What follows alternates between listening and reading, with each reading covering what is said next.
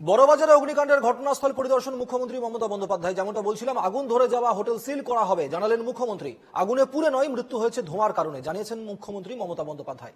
অগ্নিকাণ্ডের ঘটনায় কঠোর পদক্ষেপ করা হবে, তদন্তে স্থানীয় কাউন্সিলরকে গুরুত্ব দেওয়ার দরকার নেই জানিয়েছেন মমতা। 15 দিনের মধ্যে অগ্নিকাণ্ডের ঘটনার রিপোর্ট চান মুখ্যমন্ত্রী। এলাকার বিপজ্জনক বাড়ির বাসিন্দাদের অস্থায়ীভাবে থাকার ব্যবস্থা করবে সরকার জানিয়েছেন মুখ্যমন্ত্রী। শোনাবো কি বলেছেন তিনি।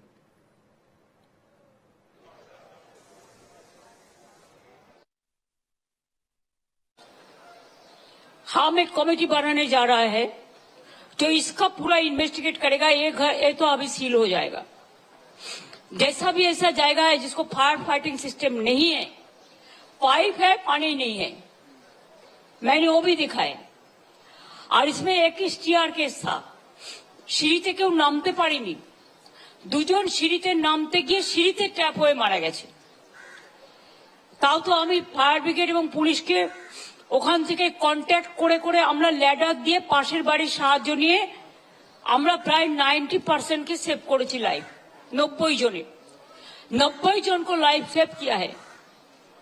लेकिन जब फायर ब्रिगेड कोशिश किया, होटल का रूम लॉक था, वो किसी में भी नहीं तोड़ा सकता। फायर में नहीं मौत हुआ, लेकिन मौत हुआ स्मोक से। स्मोक निकालने के लिए जो बंदोबस्त करना चाहिए वो नहीं था। फायर जो काम करना चाहिए था, आप होटल पे बिजनेस कर रहे हो तो आपका होटल में जो आ रहा है, इसको सेफ्टी आपको देखना नहीं है? इसको तो देखना है। बिजनेस तो अभी होता है जब जो आपको अतिथि मेहमान आते हैं, गेस्ट आते हैं, उसको भी देखभाल करना आपका काम होता है।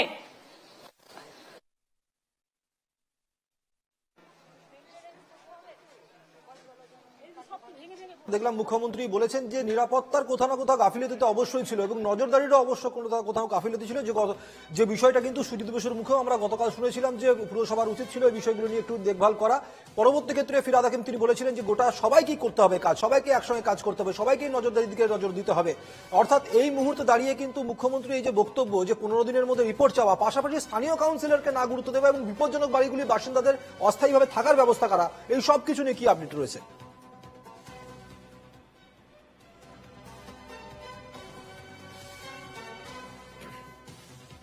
ইন্দ্রনীল, শোনা যাচ্ছে আমার কথা?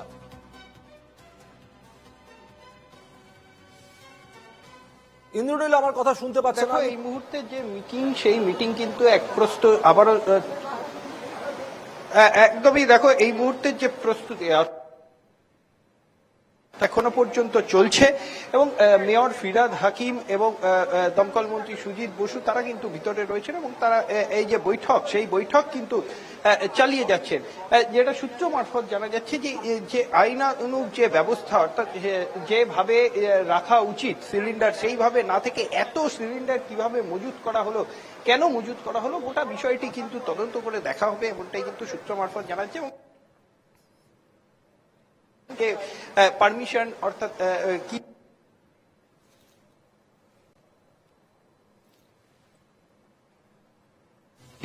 মুখ্যমন্ত্রী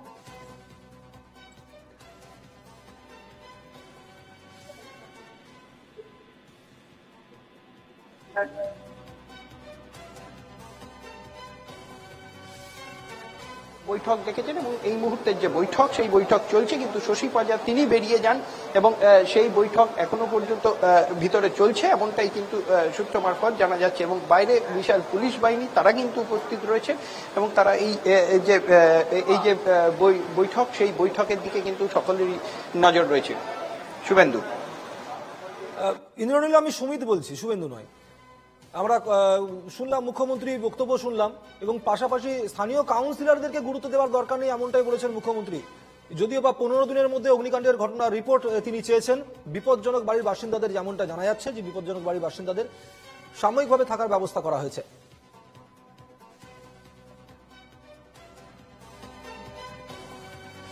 বিজেপি নেত্রী মীনা দেবী পুরোহিত তিনি এই মুহূর্তে আমাদের সঙ্গে রয়েছেন। আমি চলে যাব মীনা দেবীর কাছে। মীনা দেবী, আপনাকে স্বাগত জানাই এনকে টিভিতে। মুখ্যমন্ত্রী মমতা বন্দ্যোপাধ্যায় আজকে তিনি ঘটনাস্থল পরিদর্শনে গিয়েছিলেন এবং তিনি গিয়ে বলছেন যে স্থানীয় কাউন্সিলরদেরকে গুরুত্ব দেওয়ার দরকার নেই। এই বিষয়টিকে আপনারা কিভাবে দেখছেন? আমার কথা আছে যে স্থানীয় কাউন্সিলর ছাড়া কাজ করতে পারে না, প্রশাসন কেউ কাজ করতে পারে না, সব কাজ কাউন্সিলররা করে। যত কাজ আছে গ্রাউন্ড লেভেলে কাজ যত আছে, যে আপনারা কাউন্সিলর যাবেন, আপনারা রাস্তা থেকে, লাইট থেকে, জল থেকে, আলো থেকে, হেলথ থেকে যা কিছু করার আছে এটা তো কাউন্সিলর করে। ওকে বাদ দিয়ে আপনি কাজ করতে পারেন না। আর ওনার আছে কাউন্সিলরকে না জানি কাজ করবে, ওনার পার্টির লোকই আছে, তো বিপক্ষের লোক নেই। আর কাউন্সিলর সব কাজ করতে আপনারা বলছেন জানাবেন না, এটা খুব খারাপ, আমি নিন্দা করছি এই কথা, খুব খারাপ। তো একটা আপনার লোকাল বডি আছে তো প্রশাসন, ওকে না জানি আপনি কিরকম কাজ করবেন। ও তো ইলেকশন লড়ে ইলেক্টেড আছে, ও তো একটা লোক আছে যে কাজ করার লোক আছে।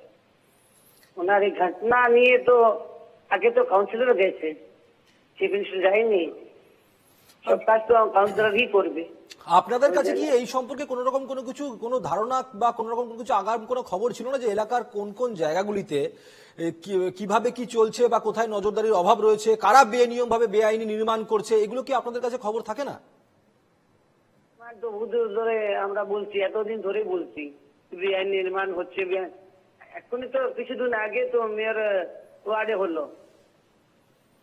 একটু আগেই তো আপনার আগুন লাগলো পথের ঘাটে। সব দিন তো এরকমই হচ্ছে, কি নজর দিচ্ছে প্রশাসন? মানে আপনাদের কথা তার মানে শোনা হয়নি, আপনারা স্থানীয় থানায় জানিয়েছিলেন, আপনারা পুরসভাকে জানিয়েছিলেন? হ্যাঁ, আমরা বহুবার জানিয়েছিলাম, তারপরে কোনো ব্যবস্থা নেওয়া হয়নি? এটা কোনোদিন হয়নি। বেশ, ধন্যবাদ। সঙ্গে ছিলেন বিজেপি কাউন্সিলর মীনা দেবী পুরোহিত। তিনি বলছেন তিনি বারবার এই বিষয়গুলিকে নিয়ে স্থানীয় থানায় জানিয়েছিলেন, পুরসভাকে জানিয়েছিলেন, কিন্তু পুরসভার তরফ থেকে কোনো রকম কোনো কিছু ব্যবস্থা নেওয়া হয়নি।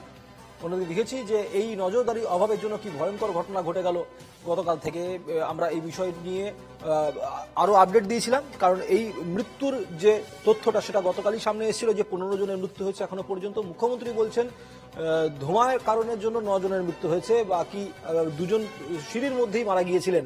আমরা জানি যে মৃতদের মধ্যে শিশুরাও রয়েছেন, মহিলারা রয়েছেন, কিন্তু দমকল মন্ত্রীর সঙ্গে আমরা গতকাল যোগাযোগ করেছিলাম, তিনি দীঘাতে ছিলেন, তিনি দীঘা থেকে বলেছিলেন যে তিনি গোটা বিষয়টা নজরদারি করছেন। কি বলেছিলেন দমকল মন্ত্রী শোনাবো আপনাদের।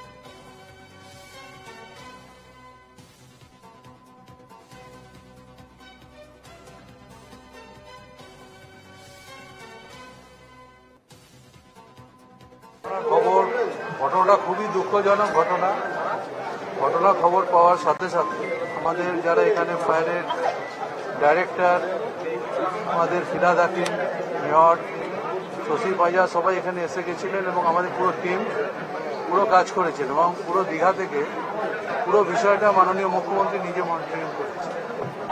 আমরা সারা রাত ধরে আমরা জায়গা ছিলাম, মুখ্যমন্ত্রী নিজে বিষয়টা দেখেছেন। আমরা এখন আমি ডিজি সাহেব কালকেই এসেছেন, আমাদের ডিজি ওখানে ছিলেন, আমরা পাঠিয়ে দিয়েছি, ডাইরেক্টর ছিলেন। আমরা খতিয়ে সমস্ত বিষয়টা দেখছি, কী কী কারণে আগুন হয়েছে তারও রিপোর্ট আমরা তৈরি করেছি, প্রাইমারি রিপোর্ট আমরা মাননীয় মুখ্যমন্ত্রীর কাছে সেটা পাঠাচ্ছি।